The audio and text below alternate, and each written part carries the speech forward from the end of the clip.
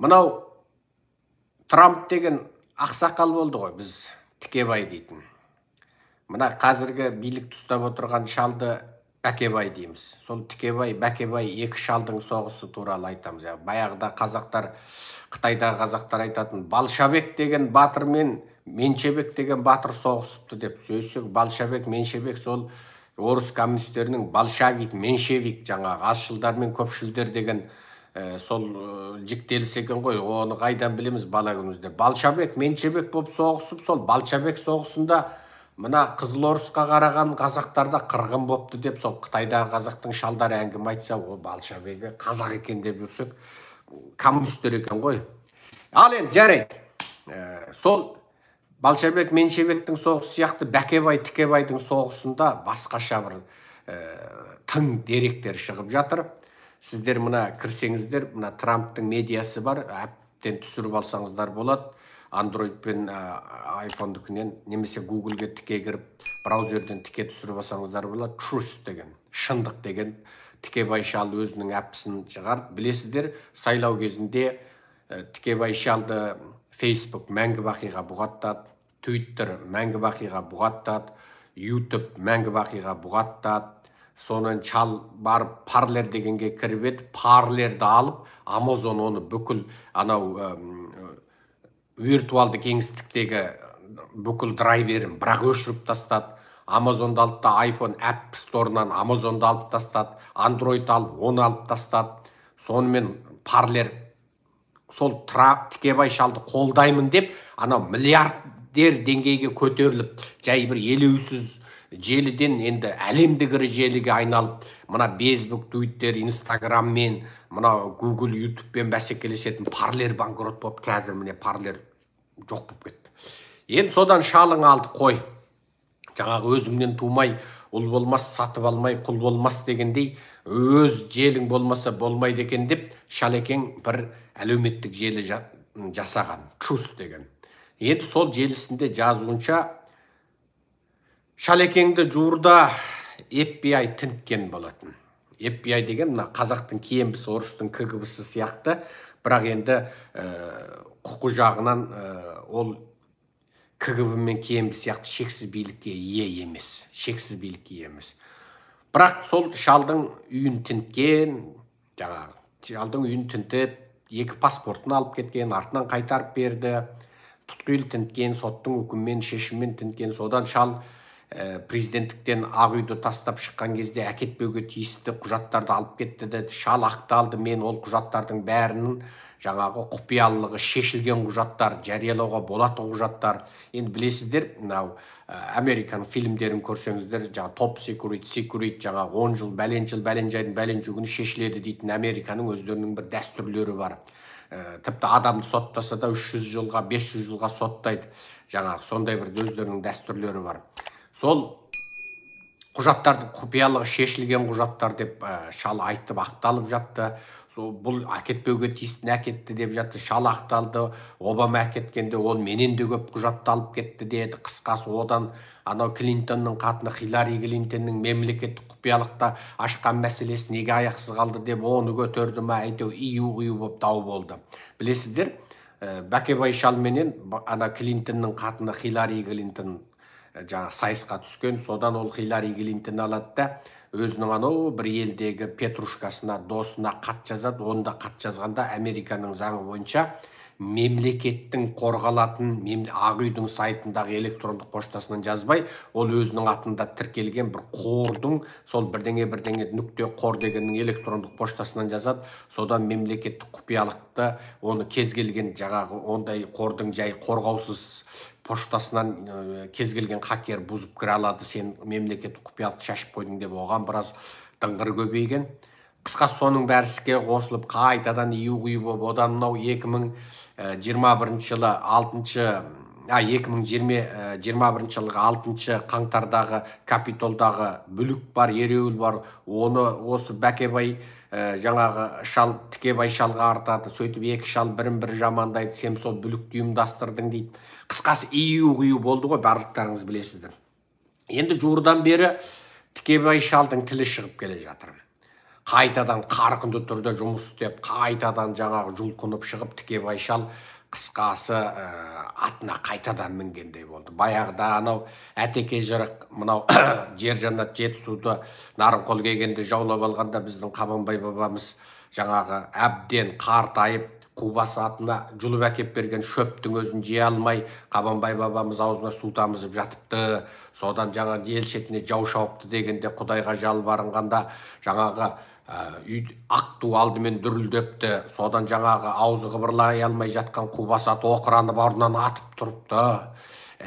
Қабанбай бабамыз жаңағы орнынан атып тұрыпты. Сөйтіп 6 жігіт көтеріп ақ найзасын қолын ұстатыпты деп аңыз айтқандай, сол Қабанбай бабамыз құсап Тікебай шал орнынан атып тұрып, мына жуырдан бері шаңдатып, борандатып, желдетіп, нөсерлетіп, құйындатып, өзінің желісі әшейін ешкім шектемей, Twitter емес, Facebook емес, Google емес, Parler емес, енді атаң деген енді тура алдына келгенін, сүзіп артына келгенін теуіп, қысқасы мынау сол желінің шаңын шығарып жатыр. Шалың енді былайынан қарап отырсаң, енді мен оның саяси ұстанымдары өзіне, америкалық ұстаным бойынша, ол шалдың қандай ұстанымда болатыны өзіне, бірақ жалпы америкалық саяси мәдениетті мен қазақ халқына білсін деп айтамын.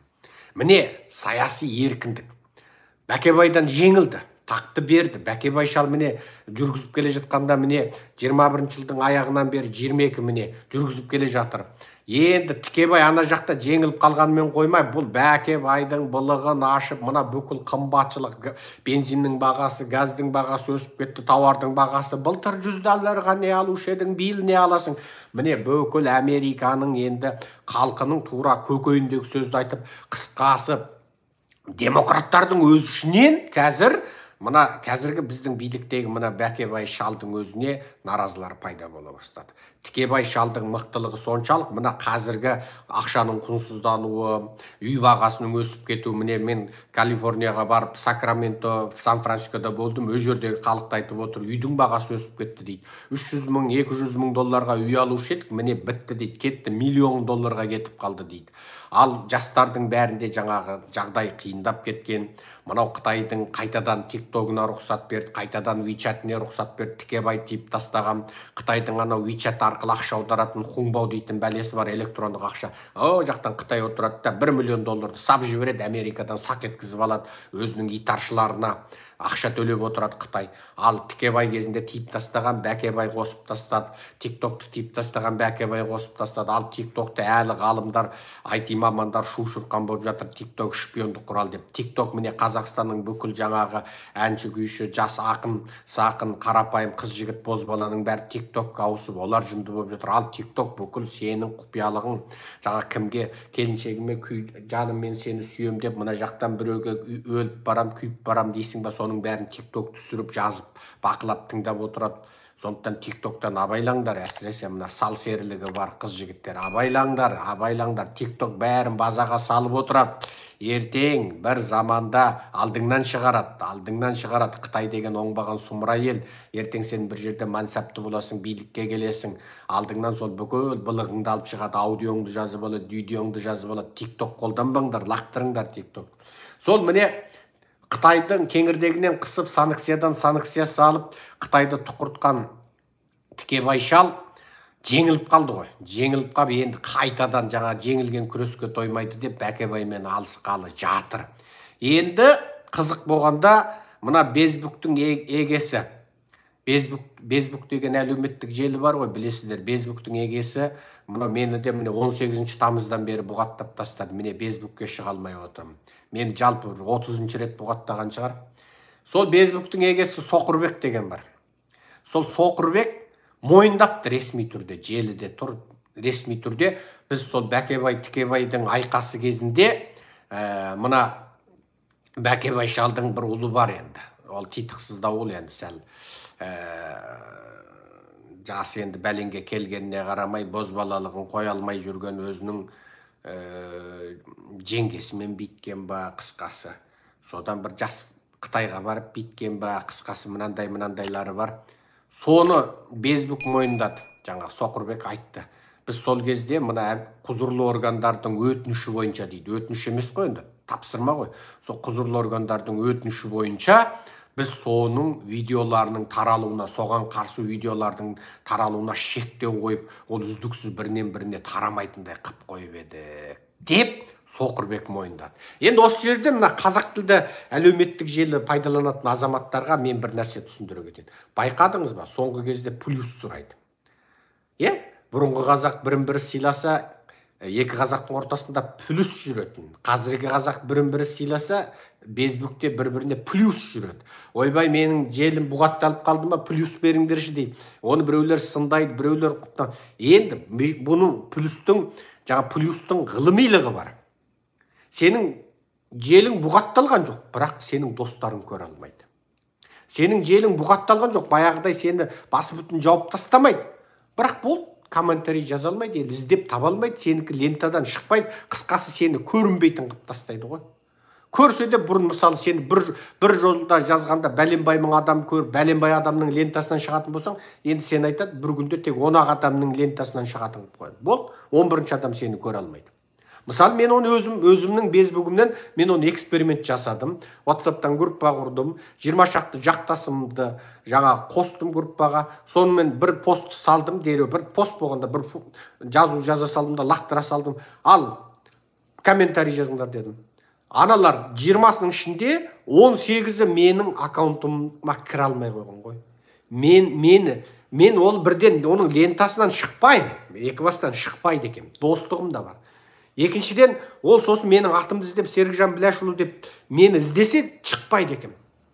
Елдікіне Мырқынбай, Тырқынбай, Қырқынбайлардың аккаунтына жазып іздеп қалса, ол сақ етіп, не жазғаны, не видеосы бәрі көрініп тұр. Менікіне кірсе, менің парақшам бітеп айланып тұрады ғой, есек арбадан жаман болып айланып тұр. Аша алмайды, көре алмайды, бітті.